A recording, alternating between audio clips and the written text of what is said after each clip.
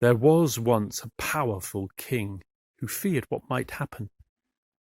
Perhaps the people would rise up against him. Perhaps there would be a plague. Perhaps he would lose his crown. He became so frightened, he decided he needed to know what the people in the city were saying. So he went disguised as a beggar, dressed in rags. There in the center of the city that evening, he found a poor cobbler. The poor cobbler caught his attention because he seemed so happy. He sang and laughed and repeated the words, "I have faith, all will be well." The king watched him buy a loaf of bread and go to the small hovel in the poor part of the town. The king knocked on the door, still dressed in rags. The poor cobbler opened the door. "Oh, poor friend, come in, you must be hungry." He broke his loaf in half and gave the bigger half to the seeming beggar. "Why are you so happy when you have so little?" said the disguised king. "So little? I have so much. I have faith all will be well." The next day the king decided to test this poor man's faith, so he decreed that no cobbler could work in the streets. The next evening he returned to the hovel, knocked on the door expecting to find an unhappy man, but instead the man beamed more brightly than before. "Welcome, I knew you would come back. Here is bread and fruit for you, my friend." "Where did you get this? I thought the king decreed that no cobbler could work here." "It is true." "You know, I found work carrying firewood. My back is sore, but I have enough, and here I share my food with you. I have faith all will be well." Well, the king was amazed.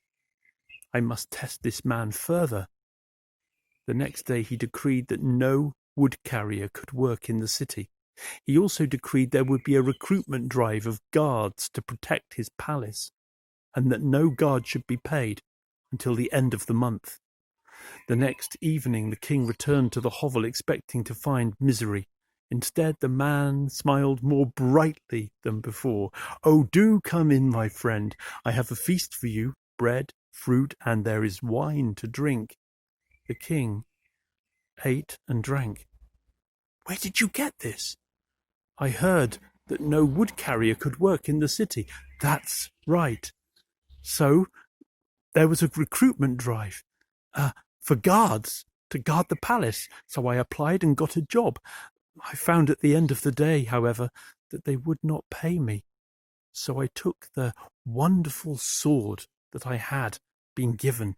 I took it to the moneylender. He's looking after it for me, and he gave me enough food that I could buy food for the rest of the month. So let us eat." "But what about the sword?" said the king. "I have made a wooden one. No one will know.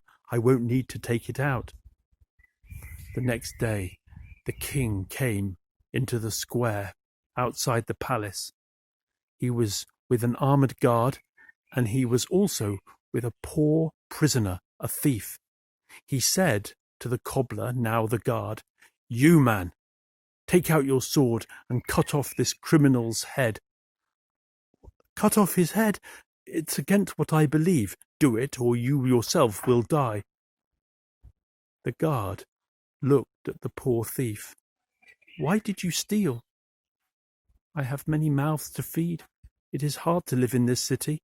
I did not mean to commit a crime."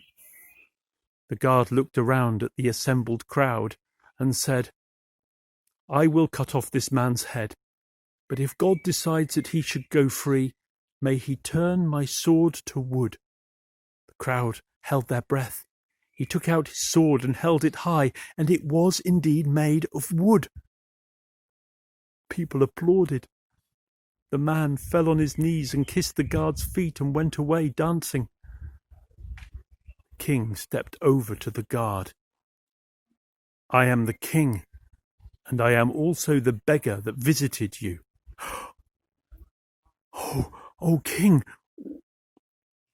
"Have no fear," said the king. "You have taught me an important lesson. From now on, you will be my advisor.